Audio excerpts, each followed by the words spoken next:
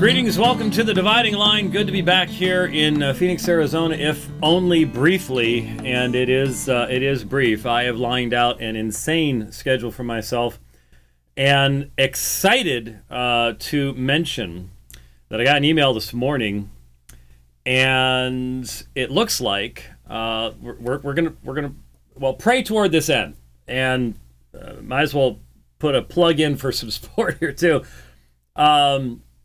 The trip to South Africa that we want to do is going to be a couple weeks later in the year than normal, mainly because in September I'm going to be teaching first in Zurich and then Kiev. So that pretty much takes care of September. So probably about a week later, so starting in October.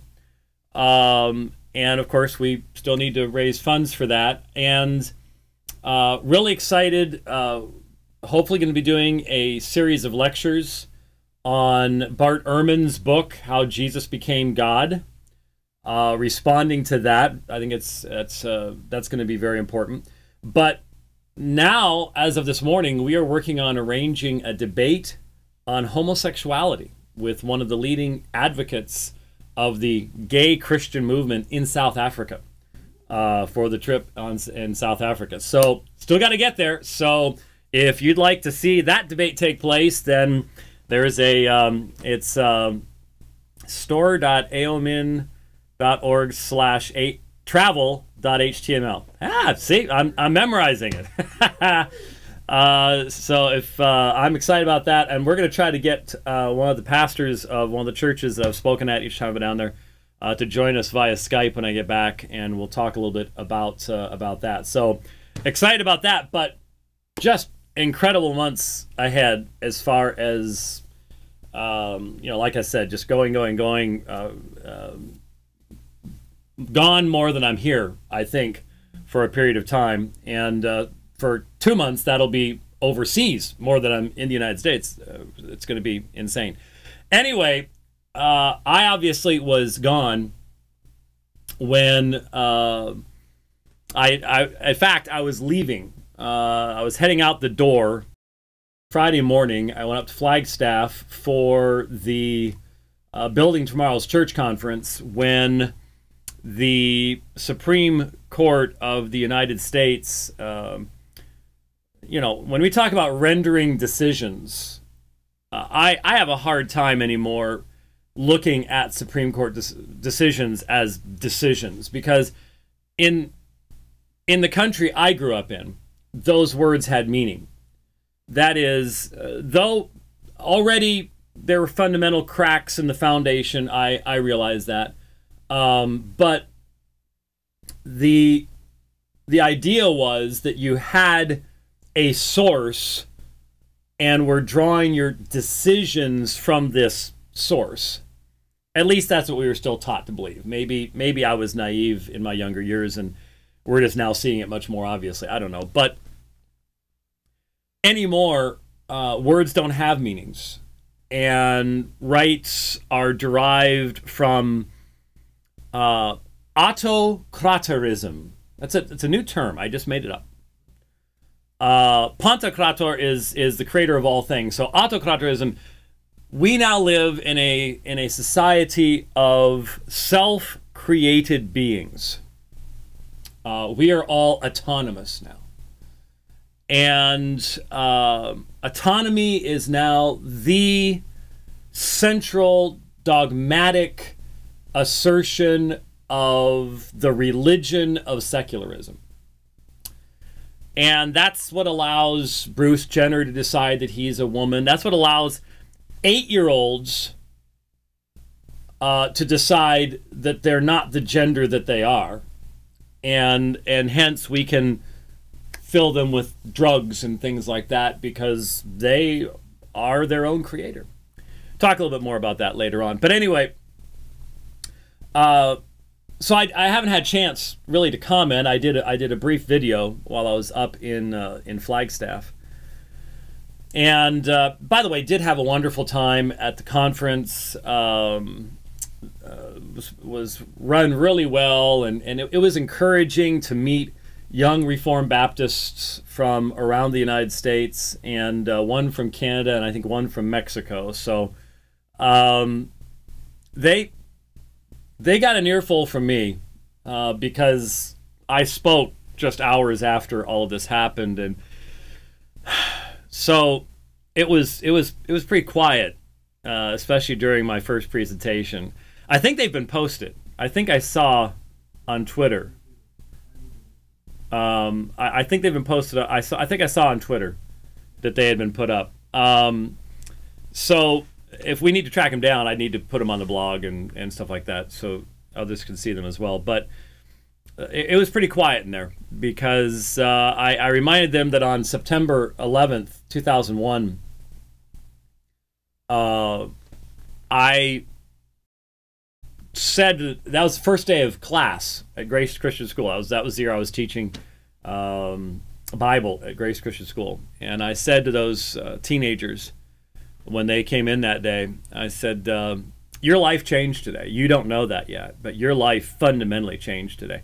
And I think about one fellow in that class, Tony Brewer, who just drove me insane during that entire class. He was just the most unhinged I ever became in that class was at Tony Brewer one day. I still remember it, and so does he, and so does my son. Tony is he's on the bomb squad. He served tours in Iraq and Afghanistan doing the bomb thing. So I was pretty right that his life had changed that day in ways he could not possibly foresee in that sense. And basically what I said to the kids was, today's another one of those days where I can look at you and say your life changed today. Your life changed fundamentally today. And it's going to be their generation that is going to bear the brunt. I mean, I've lived, even if I lived to 100, I've still lived half my life already. And, they've still got everything in front of them. And their choices were deeply impacted by what took place in the Supreme Court, where, as the dissenting justices, a couple of them put it, five black-robed lawyers overthrew just the most fundamental concepts of civil else, all in the name of liberty, which they don't really understand what that word is all about. But anyway, so had a really good time up there, and then went straight up to Salt Lake City and had another good time with the folks at Christ Presbyterian Church, the OPC church in Magna, Utah, which is sort of western side of Salt Lake City. And had a great time there. First got there, they were trying to act like Phoenix, 106 and this kind of silliness. But I will just mention in passing, I'm probably back up there again in the future because it's been a long time. Tough drive. It was easier coming back through Page than, I don't know why I hadn't remembered that, but it was a long time ago. But they have something that I really like up there, and it's not the temple. It is taco time, I will admit. I was sending pictures of crisp meat burritos to Warren, just as a because he likes them too, so there is that. There is the crisp meat burritos at taco time temptation, which is good. But I discovered the climbs out of Salt Lake City, and they're not far away. I mean, it was like a 25-minute drive from my hotel to where I could stop, park, and start riding. And at first I went up Little Cottonwood Canyon up to the Alta ski area up there. And I've heard about all these places. I'm not a skier. I like my knees where they are, and so I don't ski. But I've heard of all these places before. And man, that was a killer climb. That was something. The first 2 days I did that. Then I went to a bike store, and the guy said, "You ought to really try Big Cottonwood. It's a much nicer street." Well, wow, was he right? Freshly paved, a nice big bike path, and it went all the way up to what's called Guardsman Pass. Oh man, I posted the pictures on Facebook. I had heard of Guardsman. It's part of the tour of Utah, and it's infamous.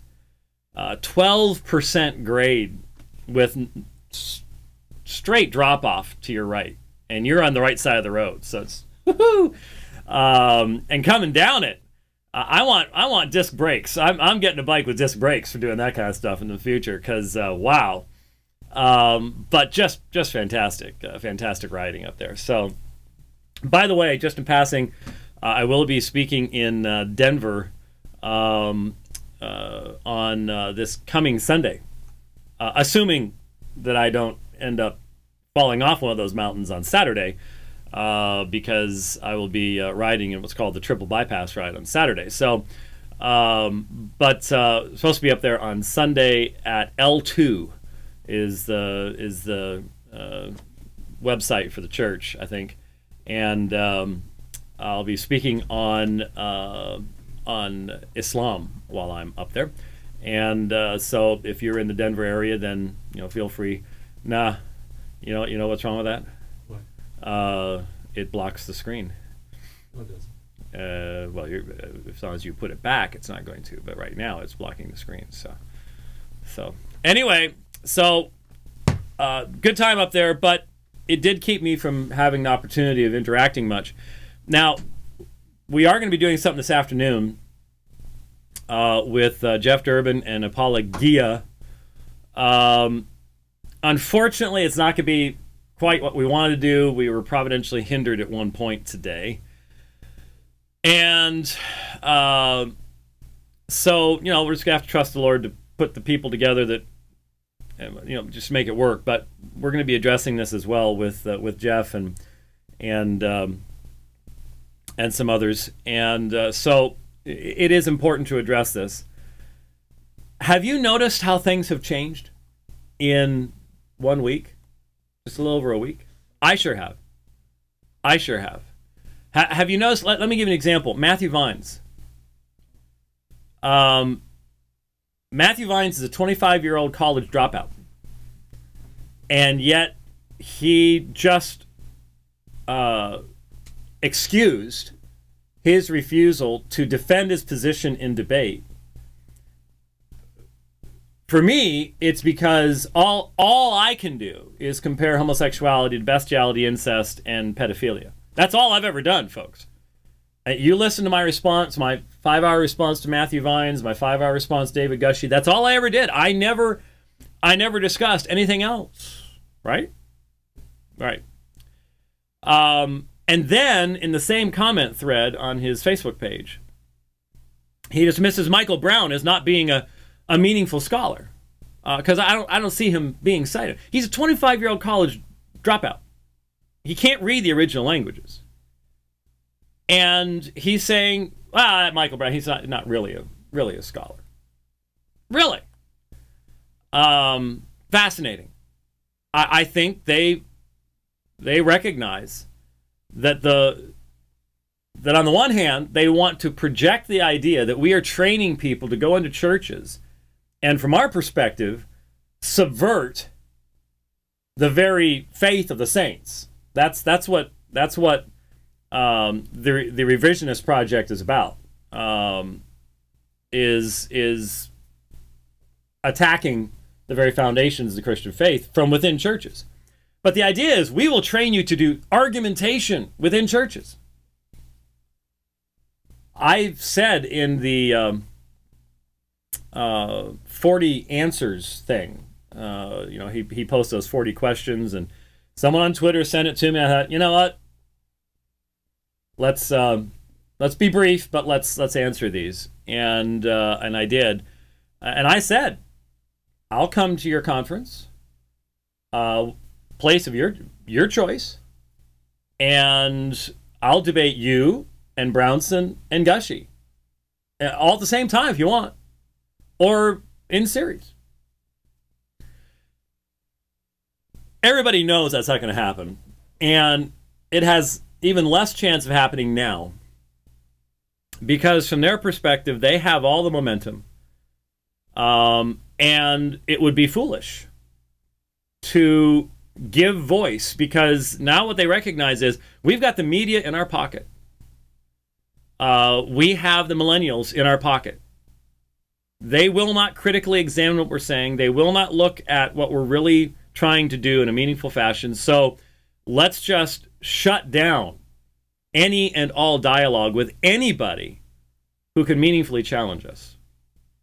That's the attitude since June 26th. I'm so glad it was June 26th and not June 25th. If your anniversary is June 26th, mine's June 25th. And so I'm glad it wasn't on the 33rd anniversary of my having actually married my wife, which is why she's my wife and I'm her husband, because the word marry had meaning then, and it still does. It's just that, you know, the people I feel the most for are the young people, are the millennials that have had stolen from them meaningful definitions of words like freedom and liberty and marriage and character and integrity. They're the ones that are fueling all of this, but don't seem to realize that in the process, the whole reason for this is they're trading away their humanity for something much less. Something much less. Anyway, much has been said. I listened to or read, depending on how you want to put it. I mean, but I listened to the entirety of the SCOTUS decision and the dissents. So the majority opinion, which, when you think about it, I mean, again, I just go back and look at what Elena Kagan was like before Barack Obama put her on the Supreme Court, and I just go, that's the whole reason she's there. She could retire now. She's done. That was what she was there to do. But these 5 attorneys in robes, when you read what they said, what struck me again, aside from the shallow, well, you know, if 2 men have adopted a child, then we can't let that child think that their family is lesser than anyone else's family. And you sit here and you facepalm because you go, so if we have, why not just go ahead and go all the way and say polygamy is good? Because it's done. I mean, the reasoning, and the dissent said this, but the reasoning is, it's right there. It's all done with. If that's the kind of emotional thing that causes the majority to do what they do and to find in the 14th Amendment rights that no one at the time of the 14th Amendment could have ever even dreamed of, it's done with. It's over with. I mean, so, but the main thing is that in listening to all of it, even listening to the dissents,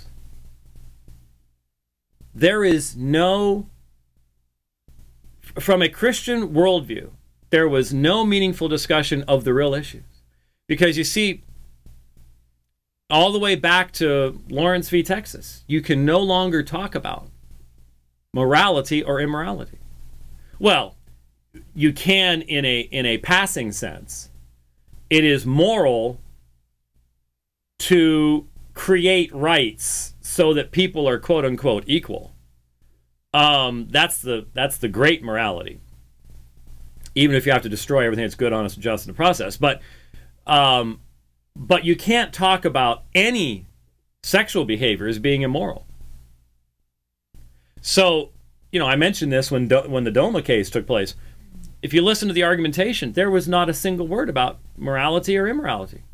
And if we can address these issues in our society without being able to say anything about morality or immorality, it's over with. It's done. How can you even talk about things like murder? Why are we putting murderers in jail? What's the moral foundation for saying that that's wrong? And as soon as you ask that question, the issues of ultimate authorities come into view, and you can't talk about that anymore. You just has to be assumed as a given. So it struck me that though there were some real good zinger lines in the dissents, still, the whole discussion was from a Christian worldview irrelevant. The whole thing. Yeah, sure, there were good observations that, you know, no nation before 2001 had ever done anything like this, and this is all these other decisions the majority referred to all had to do with heterosexual relationships and blah blah blah blah blah. Sure, there were good observations, but if you can't talk about morality and immorality in a court of law, waste of breath and waste of paper and waste of disk space. It's all just so much noise. It's all just so much noise. So it didn't shock me, but it certainly made me realize once again the vast chasm that exists between the Christian worldview and its ability to give a foundation and the secular worldview, which cannot give you any foundation at all. Now, I spoke, and I maybe Rich should have time to find out. I'd be interested to see if Christ Presbyterian posted the audio on their YouTube channel of my sermon from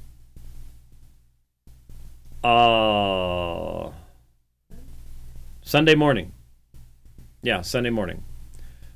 Because I did at least 1/3 of the sermon was on Hebrews 13:4, which I did preach on in obviously the series through Hebrews, so it's a couple years ago. But there's just my mind has been doing a lot of thinking about all the ramifications and all the interconnectedness of worldview, and the fact that this was just a big leap at the end of a lot of small steps that have been going on for a long time. I started off as a walk of rebellion. It became a trot of rebellion. It became an all-out run of rebellion, and this was the long jump at the end of it. You know, this was the you know, and instead of dropping into a nice sandy pit, this was right off the edge of the cliff. And there are so many things that have led up to this, that looking back, you can see them. You can see the intention. You can see the direction. You know, lots of people have recognized, you know, World War II. World War II has led to this. That generation was so radically scarred by what took place over those, well, depending on which, 4 to 8 years. There was so much death, so much destruction, and so many people that as a result were driven from having any meaningful Christian worldview, that you just start seeing, you know, most people look at the 60s. Now, the 60s couldn't have happened without the 40s. Yeah, the 60s was the first step. And then you see, like I said, you start off, then jogging, then running, and then whee, and that's where we are now.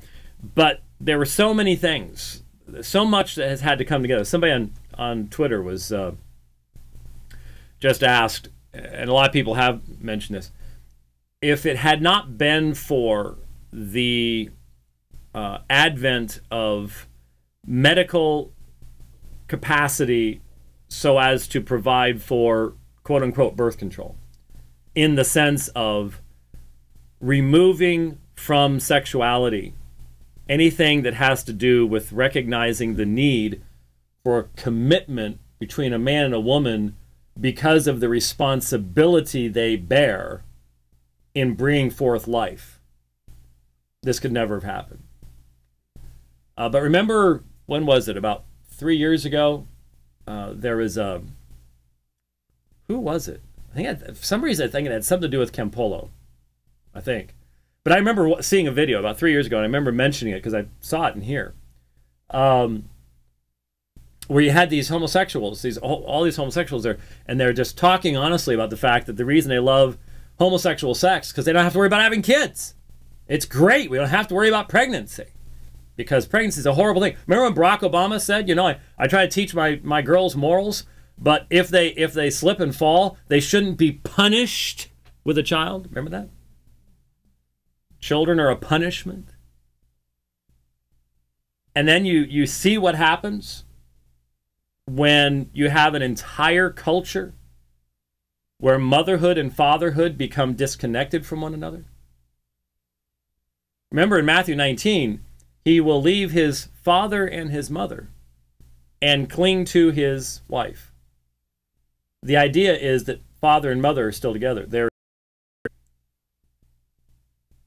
There is something vitally important about a son seeing how his father relates to his mother and seeing how his mother relates to his father. And when that's broken, people miss it. And they know they miss it, and they feel that. They feel that brokenness. They feel that something's been taken from them. And we have an entire culture now in the United States amongst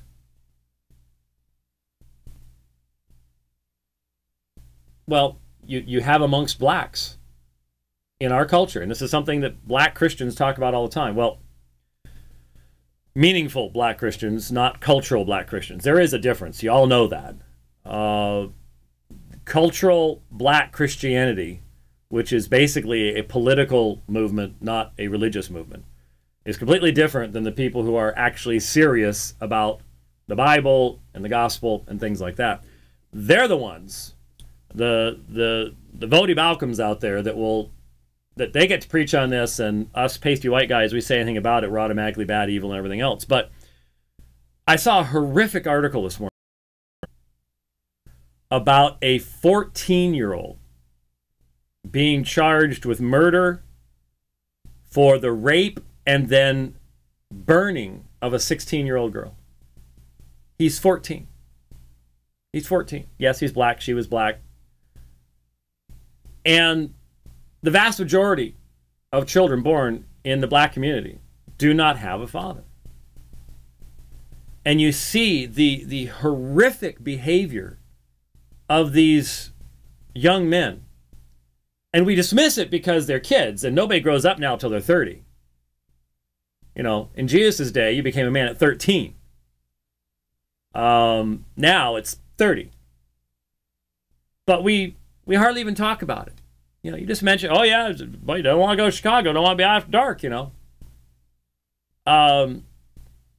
It all goes back to the same stuff. It all goes back to the dehumanization and the resultant culture of death. It has to do with disconnecting husband and wife, the commitment that is theirs, the no-fault divorce stuff of the 70s. Up till then, we had this idea that there was actually a commitment there, that it was a binding commitment, that there had to be a reason for this, that all the rest of it, that's, you know, throw that out. Sexuality just becomes something that's centered upon my own self-gratification. It has nothing to do with commitment, long-term life commitment any longer. And the family structure falls apart. You don't have those. And it's all part of dehumanization. These people, they've been dehumanized. They have no respect for human life, no concept of a creator. And that's why I said what we see going on is this absolute dogma of autonomy I get to define who I am. I get to do what every man does what's right in his own eyes. That's where we are right now. That's what we're facing. And so it's all connected together. And we are seeing how it's connected together with far more clarity than we ever have before. Once it just all starts coming apart, you really are given a vantage point to be able to look back and say, "Oh, well, this is why it fell apart. This is why it fell apart." I preached on Hebrews 13:4, marriage is to be held in honor among all, and the marriage bed is to be undefiled. For fornicators and adulterers, God will judge. There was a day when it was well known that in this country, judges realized that there was a higher authority than they themselves, and that they wanted to reflect that higher authority. And the last phrase here, kranai hatheos, God will judge. There is a basic, fundamental, foundational issue in the New Testament that God must judge. There must be judgment. There must be a day when justice is done. There must be a day when evil is punished and good is vindicated. We long for that. We long for that day. And the biblical teaching is that there is something called porneia. And it's called fornication. It's sexual sin. And I do not believe that anyone from James Brownson on down could ever argue that homosexuality would not be included by the author of the book of the Hebrews under porneia. The only way they can get around it, this is what Brownson does, this is what all the liberals do, is to say, well, they just didn't know about the narrow little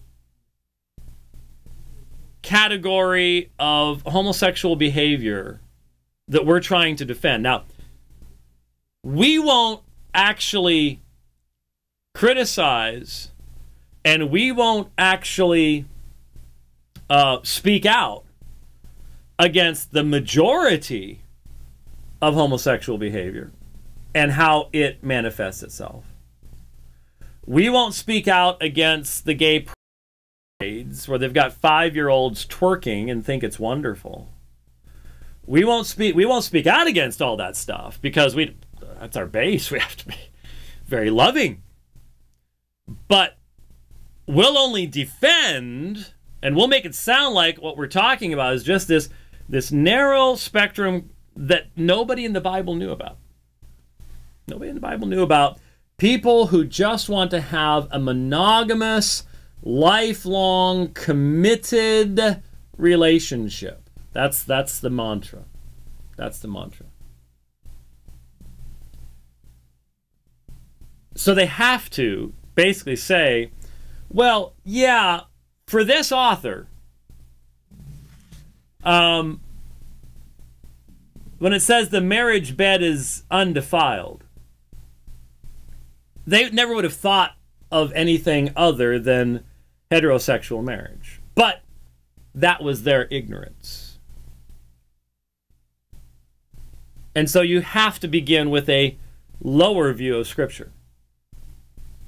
Not that men spoke from God as they're carried along by the Holy Spirit, but men spoke from their hearts, and then the Holy Spirit makes it special to us. Those are not synonymous phrases.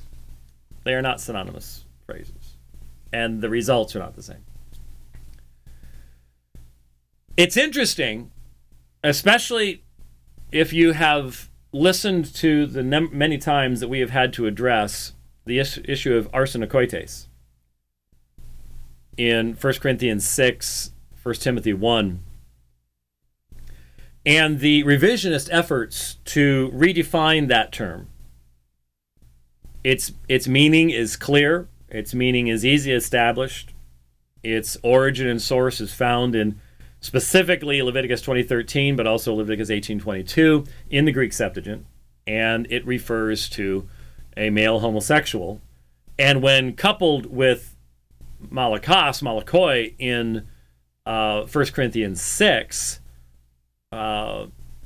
becomes the male partner, the aggressive partner in the male-male relationship. It strikes me interesting that the term that is used in the Greek of Hebrews 13:4 is he koite amiantos, excuse me, amiantos. Put the emphasis on the wrong syllable. So it's koite, as in arsena koite. And arsena koite means what men do with men in bed. It's sexual activity in the bed.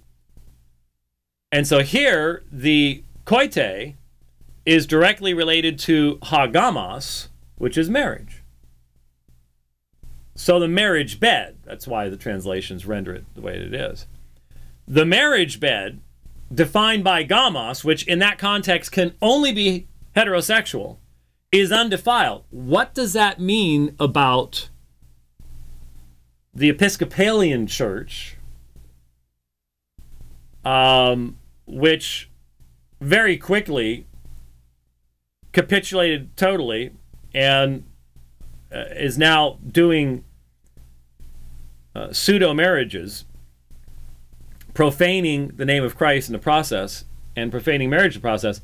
What does that mean for people who pretend that they can be a husband and a husband and a wife and a wife?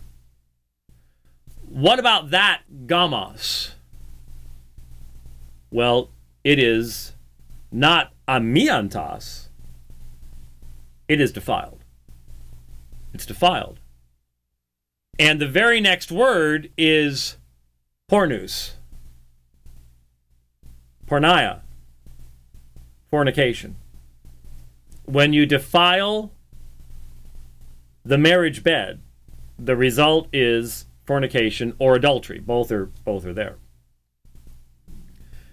And so the only way that a faithful, believing Christian who believes that these words have been preserved by God because they were breathed out by God, and that they are the normative authority for what we are to believe. The only way a Christian who believes that can look at what took place in the United States on June 26th is that the Supreme Court of the United States has said you can defile the marriage bed and it is good. It is good. Porneia is good. And Hebrews says God will judge pornus kai moikus. God will judge fornicators and adulterers.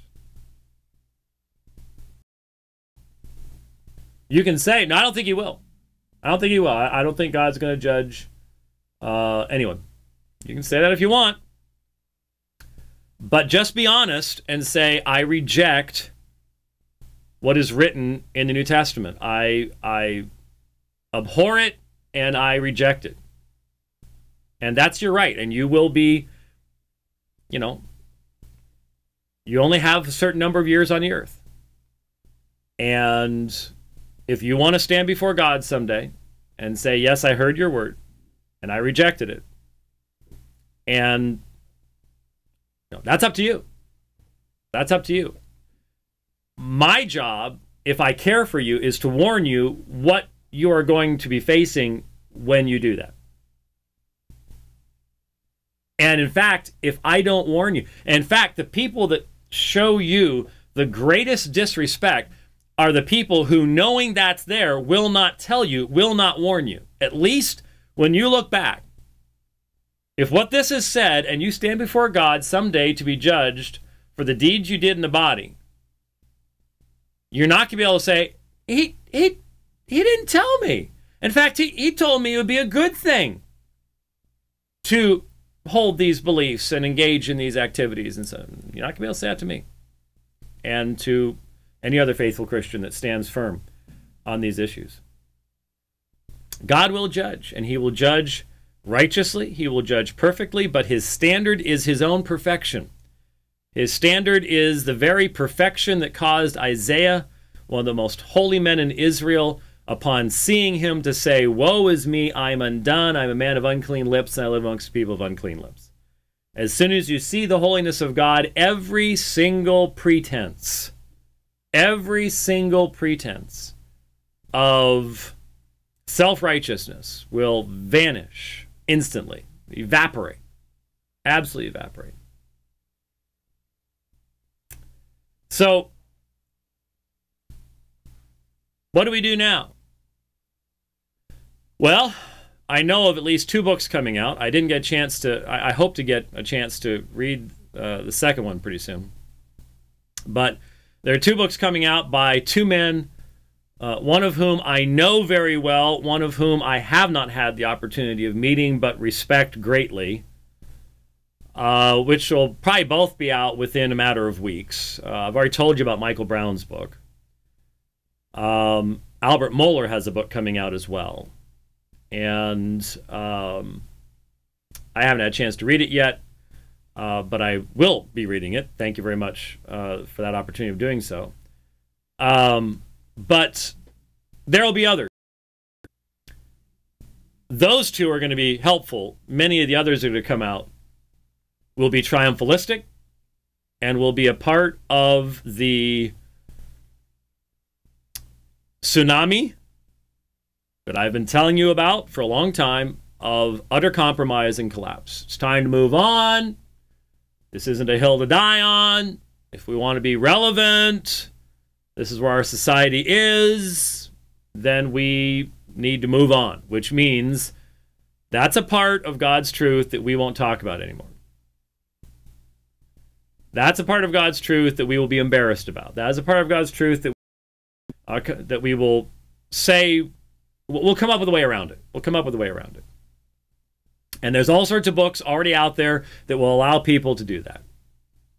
And the pressure, it's one thing right now. I'm talking to people right now. There are people watching this broadcast right now. I saw Armin over in the cool climes of a certain Scandinavian country. Posted a picture of the feed on a big honkin' big screen there, which is sort of scary.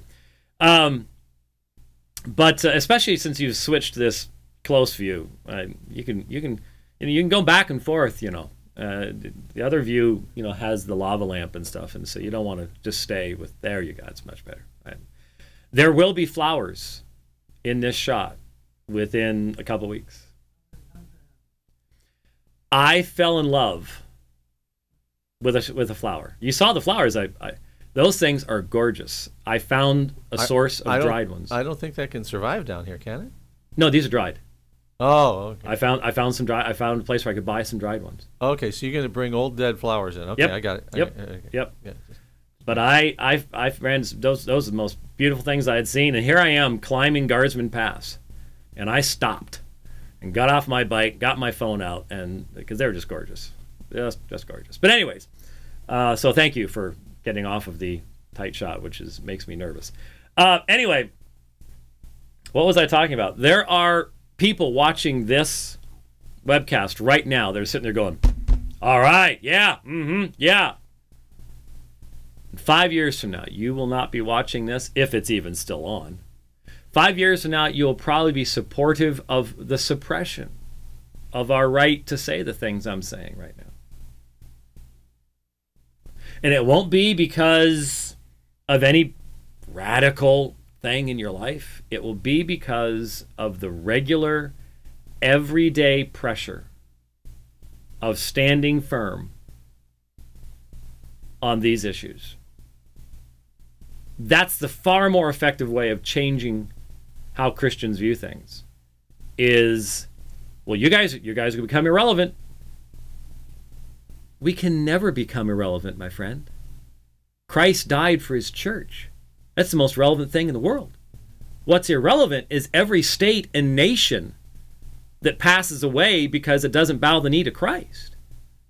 I mean, if you can buy that kind of stuff, you don't have a Christian worldview. You don't think biblically.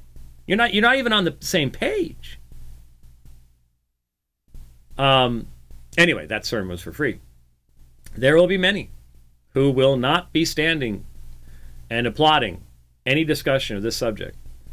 But it's just going to take some time. Right now, woohoo!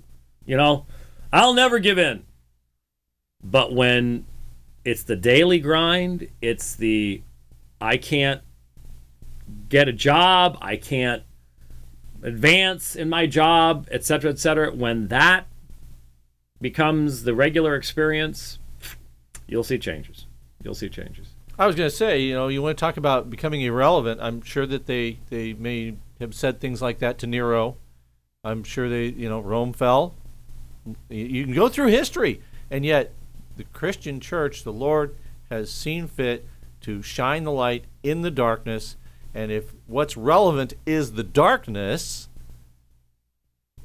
we're not going to become irrelevant because we're going to continue to illumine the darkness. Yeah, relevancy is determined by ultimate authorities. And if your ultimate authority, well, for a lot of people it is the number of people you have coming to your church and so on and so forth. If you don't see that the church very often is a small minority, it's the light in the midst of the darkness, but it's the apple of God's eye. It is the very object of Christ's redemptive love. He dies to redeem his people, his bride. If you don't see that that's what's important in God's perspective, then you pretty much have a secular worldview that you've blathered some religiosity on. We more than ever need to be exposing ourselves purposefully and knowingly to the Word of God, seeking to have it to conform our ways of thought to his way of thought, more than ever before. Because it was one thing for us to exhort people to do that in the past, to be a good disciple of Jesus Christ. Now, it will give us the very reason to be willing to sacrifice and pay the cost of discipleship. You know, taking up your cross as an American had one meaning 50 years ago. It's going to have a completely different meaning in the future. Much closer to the actual meaning, exegetically speaking. I'd like to hear what you have to say. I mean, did we have some callers where they weren't calling for the dividing line? Oh, okay. You told them to go away. I said we were going to open the phone lines. 877-753-3341, just right here at the end of the program. If you'd like to sound off, 877-753-3341. What's this? What happened? Did the Supreme Court shut down the DL? I don't know what that's about. Everything's looking good on your end? Oh, okay, good. 877-753-3341. Like I said, we will be doing something this afternoon, talking about this in more depth. Won't be able to do quite as much as we were hoping to do. There was some travel issues, unfortunately, but still a great opportunity to hopefully do something that will be encouraging to folks. And pray for us for clarity of thought, because I'll be perfectly honest with you, I've been thinking so much about this that there's sort of an overload of thoughts, too many things that have crossed my mind, that sort of ends up as a jumble when you want to try to throw it all out there. And so prayers for that would be appreciated, because I think a lot of folks are experiencing that. Let's go to the phone lines, and let's talk with Elizabeth. Hi, Elizabeth. Hello, Elizabeth. Hello. How are you? I'm doing well. I just want to, I'm a 7th grade math teacher, and my husband is a pastor and a bus driver. And some of the things we have to deal with is that my husband has 3rd graders that are telling him that one little boy said that his grandmother told him that he's really a girl in a boy's body. And I deal with 7th graders that are confused that way. Yeah. And I so thank Dr. White for what he says that give us the words and the love and the care for these children that are just being fed lies from those that are supposed to take care of them. Yeah, it is amazing. I have thought a number of times, I don't know how those of you who work in the education system, I don't know how you're going to be allowed to continue to do that.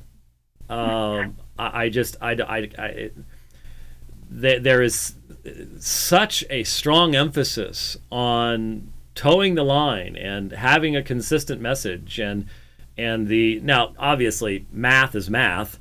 Well, I'll take that back. After Common Core, I'm not sure about that, but you know, at least you're not teaching social studies or something like that, where you know it's blatant. But still, that whole area, man, that is really difficult to deal with that. And unless you're clear in your worldview and clear in your commitments, there's going to be some real difficulties for you. So we exactly. I see it as being in Caesar's house, and I think of Paul and how he took a stand with those who were in Caesar's house, the guards and so forth. And we have a responsibility to shine the light. And one of the things I love about mathematics is I tell people 2 plus 2 is equal to 4. Except if you're in non-Euclidean geometry, that's really out there, and that's not a biblical worldview mathematics. But 2 plus 2 equals 4. There are absolutes, and don't tell me there aren't. Yeah. I'll admit, math. I was always a straight A student, so I always got A's in math. But I got 99s in English and history, and I got 89.8s in math and got rounded up. But the one thing, the one time I really enjoyed math was in my sophomore year in high school, when we did trigonometry and we did logical proofs. Yeah. And oh man, that was the one time my grades were in the high 90s and hundreds at that time, because that was great. But other areas, not so much. Like when I got into chemistry and stuff, that's when mathematics started being my enemy again, not my friend. But anyway, you didn't need to know about that. But press on, be faithful. Thank you, Elizabeth. Thank you so much. All right, God bless you and your program, and you're all in our prayers. Thank you very much. God bless. Bye-bye. Okay. Yep. All right. Let's talk to Thomas. Hi, Thomas. Hey, Dr. White. How you doing? Doing good. That's good. Hey, I'm sorry to change the subject. I've been trying to get in touch for a little bit. It seems like my work schedule, anytime that you're taking calls, I'm busy working, so it's one of the rare times. But I hate to kind of change the subject, but I had a question about Calvinism and creaturely will, if that's all right. Okay. Is it fair to kind of use an analogy as far as our creaturely will? Because I know you're a Star Trek fan. Is it fair to compare our creaturely will like a character's free will that's a holodeck character from Star Trek? Well, no. Okay. I as much as I like Star Trek, you must realize that Star Trek comes from the modern Star Trek came from a thoroughly secular worldview. There was that one absolute canonical violation of the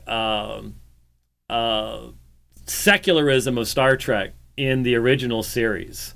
I don't know if you remember, right at the end of the thing, that it was when they went to this planet and the Romans were on this planet, basically, type thing, and they right at the end they talked about, no, they're not worshiping the sun, they're talking about the Son of God. Remember Uhura said that, and it was so out of character that obviously Roddenberry had been on vacation that week or something, and that's the only way it ever snuck in there. But Anyway, now I just as in the doctrine of the Trinity, I recommend that people avoid analogies that end up teaching heresy, which any really analogy of the Trinity will, because the Trinity is unique and therefore all analogies will fail.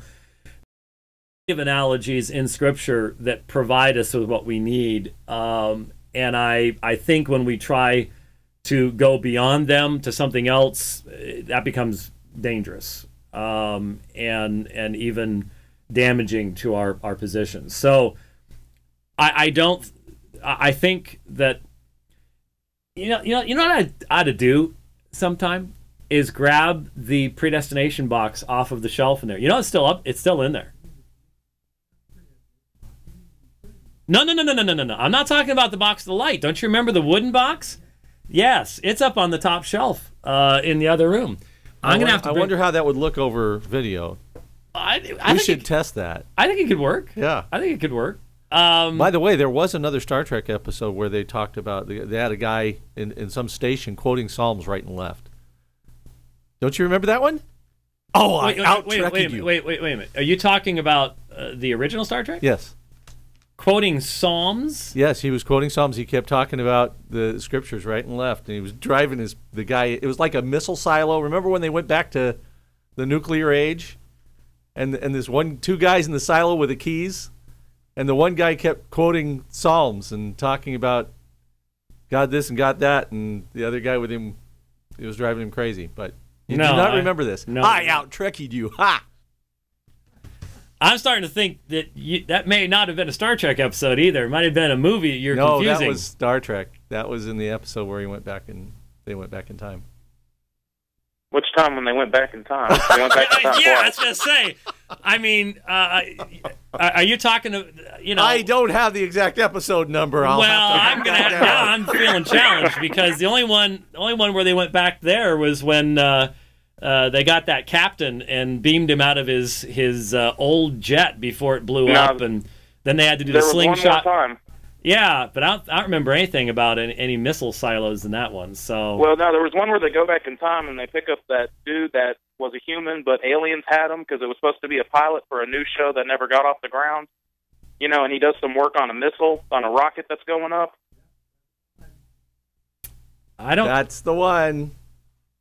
And here we go. We're gonna have to go long on the show because we're talking about Star Trek. We've got people online. We're gonna go long, but I'm gonna have to look that up because I've seen all of them many times, and it's just not ringing a bell. So maybe it's just how you're describing it. But anyways, Thomas, I'm sorry.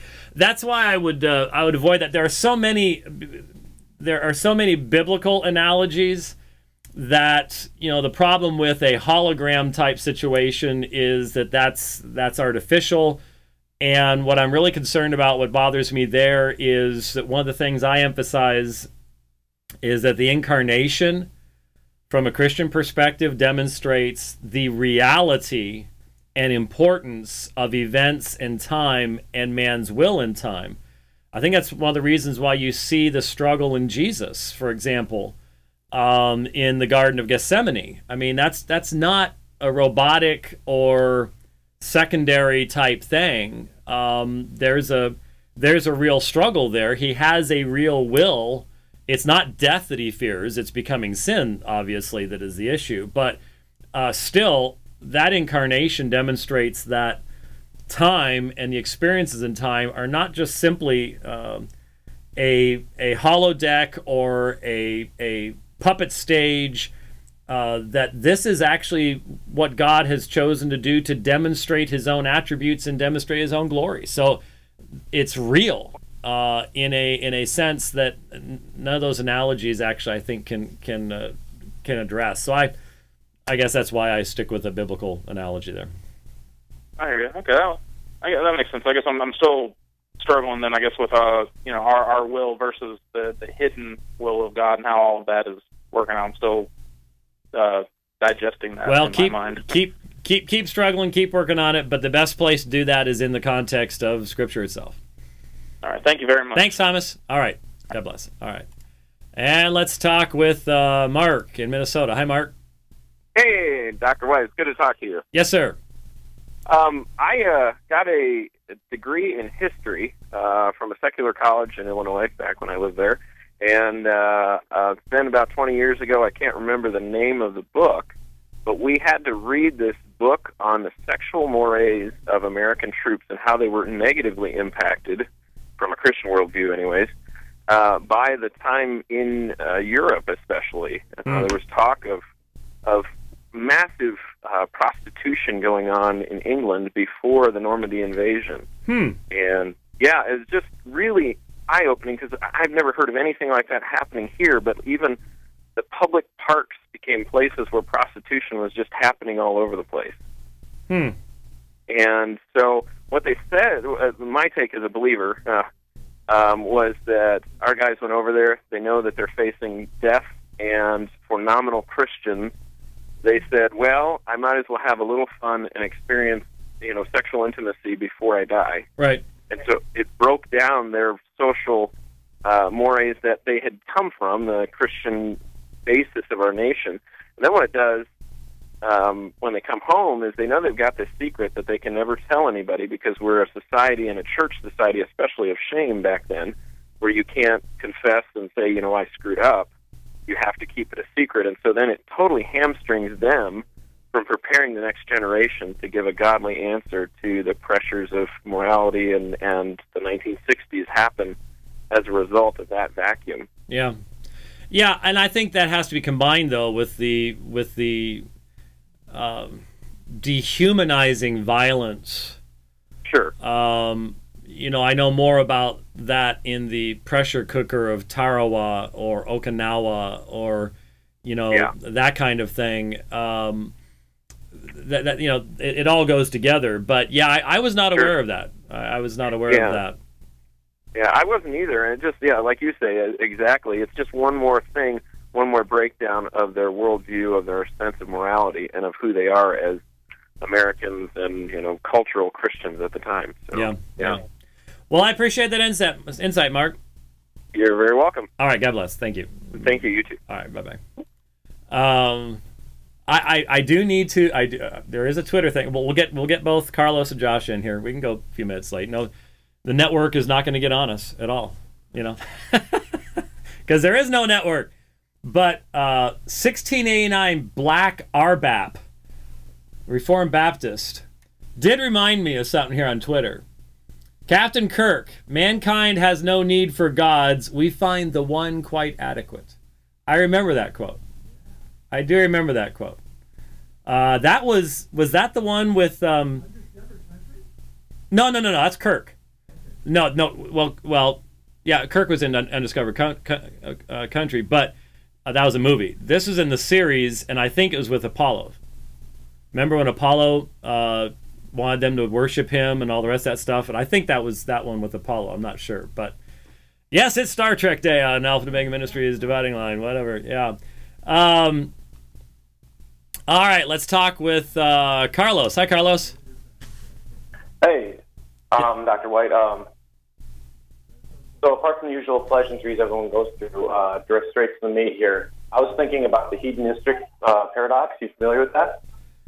In Titus? No, the hedonism paradox is something I was reading in a secular journal, and let me switch you off. Let me switch off my Bluetooth there.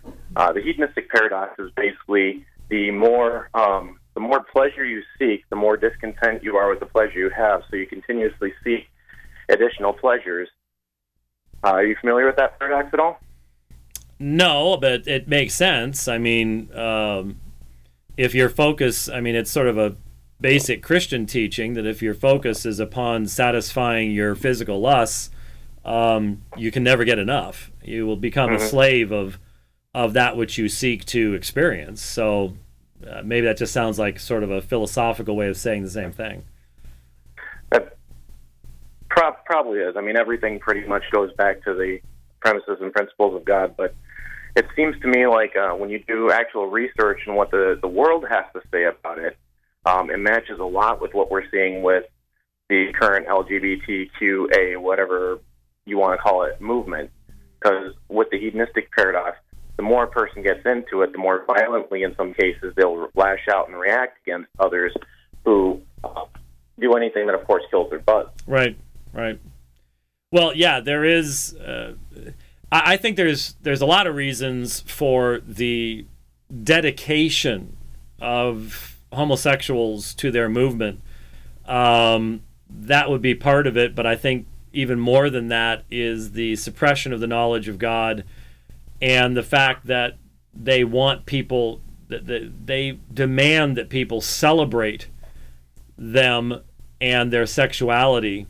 The reasons for that, I think, are only understandable within a Christian worldview. I don't think a secularist, they might be able to come up with the hedonistic paradox or something like that, but I don't think that really answers the whole range of reasons why we are observing this and seeing this. So, but we certainly do see it, and it certainly has been an effective tool, given the fear that is evident not only in governmental leaders, but the fear that's evident in corporate and business leaders. I am sick and tired of having homosexuality shoved down my throat by my bank and by my. You're missing an arena there too, though. What's that?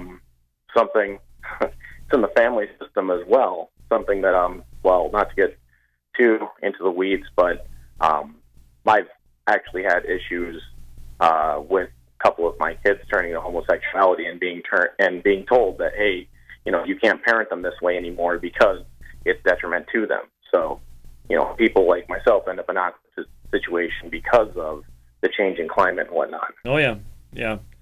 It's and the speed with which it has happened has been absolutely mind-numbing. I think we're definitely on the catch-up side, unfortunately, because of that. So, anyway, Carlos, thank you very much for your phone call.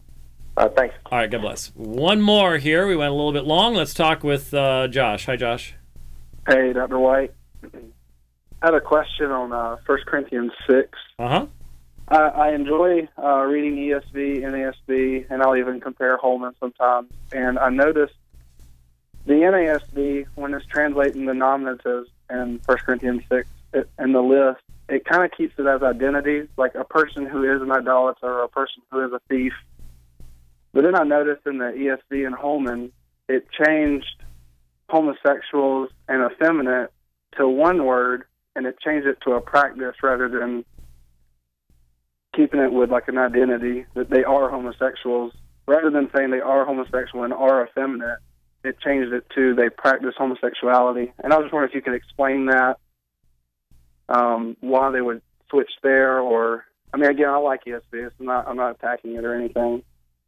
Well, yeah, I've mentioned a number of times that I think the ESV has done a very good job there, because the phrase is uta malakoi, uta arsenokoitai, and malakoi means soft or effeminate. Arsenokoitai comes from Leviticus 20:13, and it is plainly male homosexuals. And what the ESV is interpreting this is, why would malakoi be where it is between adulterers and homosexuals? And they're taking it as a combined phrase that refers to the active and passive partners in male homosexual contact. And so the arsenokoitai would be the aggressive dominant, and the malakoi would be the effeminate feminine in that relationship. And I think there's good reason for seeing it that way.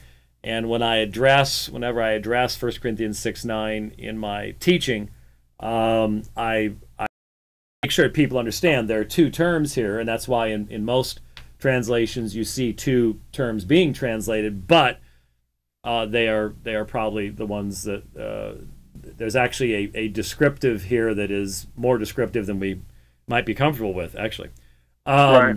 So that's why they took it the way that they did, and I think there's a good foundation for that. As to translating it practice or statement, I don't think that's really,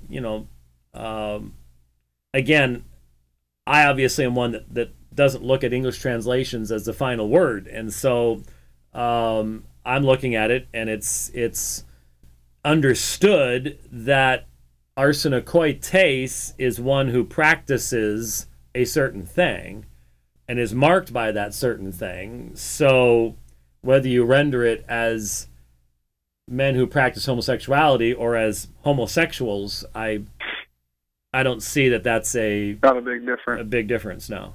Yeah.